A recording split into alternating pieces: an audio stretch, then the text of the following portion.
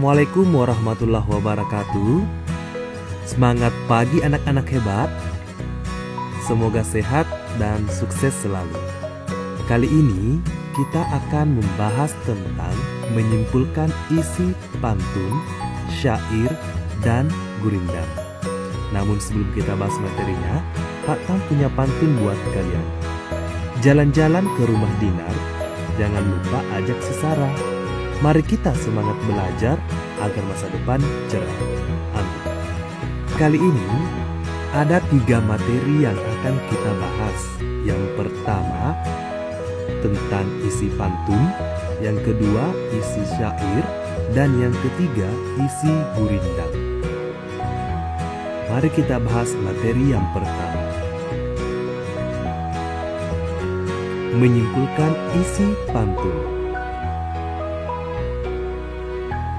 Hal pertama yang perlu kalian ingat adalah isi sebuah pantun terletak pada baris ketiga dan keempat. Ingat, baris ketiga dan keempat. Perhatikan contoh berikut. Air surut memungut bayam, sayur diisi ke dalam kantung.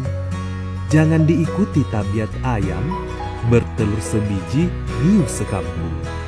Jadi, isi pantun ini terletak pada baris ketiga dan keempat. Jangan diikuti tabiat ayam, bertelur sebiji, riuh sekampung. Isi pantun tersebut adalah: langkah pertama yang harus dilakukan adalah pahami kata-kata yang terdapat dalam baris 3 dan 4. Dalam lari ketiga dan 4 ada kata tabiat, artinya watak, tingkah laku, atau kebiasaan. Yang kedua, riuh sama dengan ribut atau ramai. Jadi dapat disimpulkan isi pantun tersebut adalah janganlah kita mengikuti tingkah laku atau kebiasaan ayam hanya karena hal sepele atau biasa saja ribut atau ramai satu kampung. Makna yang kedua, jangan suka pamer atau membesar-besarkan suatu hal yang sudah biasa. Itulah isi pantun yang ada dalam contoh tersebut. Kita lanjut ke yang kedua. Menyimpulkan isi syair. Hal yang harus diingat adalah setiap baris dalam syair merupakan isi yang berupa cerita tentang kisah romantis, peristiwa sejarah, dan ajaran agama. Jadi ingat, semua baris dalam syair merupakan isi yang biasanya berupa cerita. Mari kita simak contoh syair yang ada. Inilah gerangan suatu madah, mengarangkan syair terlalu indah, membetuli jalan tempat berpindah, di sanalah iktikat diperbetuli sudah. Nah, itulah contoh sebuah syair. Kita lihat bagaimana cara menentukan atau menyimpulkan isi syairnya. Langkah pertama adalah tentukan kata-kata yang tidak dipahami dan cari maknanya atau cari makna kata tersebut dalam kamus atau cari di internet. Contoh, ada kata mada, artinya kata-kata pujian atau kata-kata indah. 2. Syair, artinya cerita atau kisah. 3. Iktikat atau iktikat, artinya keyakinan atau maksud. Dari kata-kata tersebut kita dapat menyimpulkan isi syairnya. Syair ini adalah kata-kata indah yang berisi kisah perjalanan hidup manusia menuju akhirat dan bagaimana membenahi iman atau keyakinan agar selamat dunia akhirat. Inilah makna dari syair yang ada dalam contoh tersebut.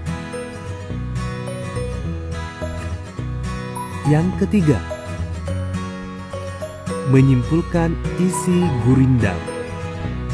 Ingat, gurindam hanya terdiri atas 2 baris berpola sebab akibat atau syarat hasil. Artinya baris pertama berupa sebab, baris kedua berupa akibat. Mari kita simak contohnya. Jika hendak mengenal orang yang baik perangai, lihat pada ketika bercampur dengan orang ramai.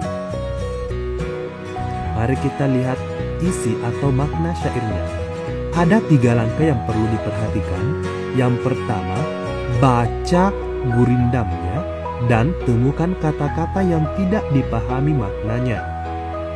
Kemudian langkah kedua, cari makna kata tersebut dalam kamus atau internet. Ada 2 kata yang perlu kita cari maknanya. Perangai artinya sifat atau tingkah laku. Bercampur artinya bergaul atau berkumpul. Langkah yang ketiga adalah simpulkan isinya berdasarkan kata-kata yang ada dalam teks gurindam tersebut. Jika ingin mengetahui sifat baik dari seseorang, maka lihatlah saat bergaul dengan masyarakat. Jadi ingat tadi polanya, syarat hasil. Jika ingin mengetahui sifat baik dari seseorang, maka lihatlah saat bergaul dengan masyarakat. Bagaimana? Mudah bukan? Hujan-hujan enaknya makan mie, lebih enak jika masih hangat. Meskipun masih masa pandemi, belajarnya harus tetap semangat. Sekian pembelajaran kita hari ini. Assalamualaikum warahmatullahi wabarakatuh.